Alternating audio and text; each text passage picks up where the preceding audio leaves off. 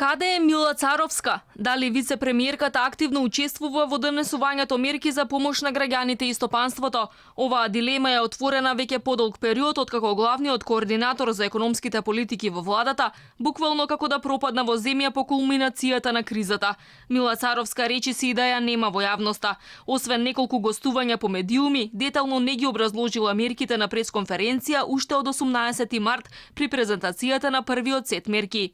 Беше присутна и на презентацијата на вториот сет мерки на 31 март, но тогаш зборуваше единствено техничкиот премиер Оливер Спасовски. Од тогаш вице-премиерката ја нема.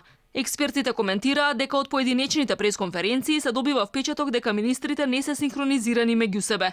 Откако владата ги зголеми акцизите на нафтените деривати, аналитичарите се кренаа на нозе. Мерката наместо да ја презентира економскиот тим на владата, ја соопшти портпаролот Муамед Хоџа, кој ретко сам држи пресконференции и најчесто пред корона кризата известуваше за заклучоците од редовните владини седници.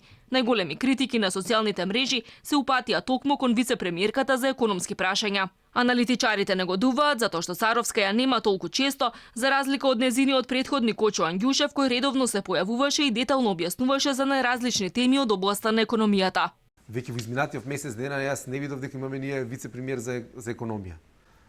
Не видов министер за економија да излезе и да каже вакви мерки ќе направиме со овој со консултиравме, вака и вака постигнавме консензус, воопшто да направат некаква стратегија што ќе правиме поврзано со оваа криза во моментот која ни се јавува. Соопштуваат добрите вести, се фалат со тие вести, но кога треба да се излезе да се каже некоја непопуларна мерка, на крај се пушта некој друг да го изгори, во тоа представување и да целиот бес или цела негативна енергија да се насочи кон него, што тотално не е фер. Од кабинетот на Царовска велат дека проблем нема. Вице-премиерката активно ги извршувала обврските и активностите во владата. Вице-премиерката и нејзиниот кабинет секојдневно учествуваат во подготовката на сите мерки наменети за сите граѓани за надминување на последиците од корона кризата. Овие мерки, во чие подготвување активно учествува вице-премиерката, тековно се комуницираат со јавност на ниво на влада, надлежни министерства и институции. Критики има и кон министерката за финансии Нина Ангеловска. Таа завчера се одважи да ја објасни новата кредитна линија без каматни кредити преку Развојната банка, а минатиот викенд имаше пресконференција со министерот за земјоделство. Но во деновите помеѓу не се појави да го образложи зголемувањето на акцизите на горивата. По порастот на акцизите за 3 денари во вторникот, веќе истиот ден поскапеа нафтените деривати во земјава.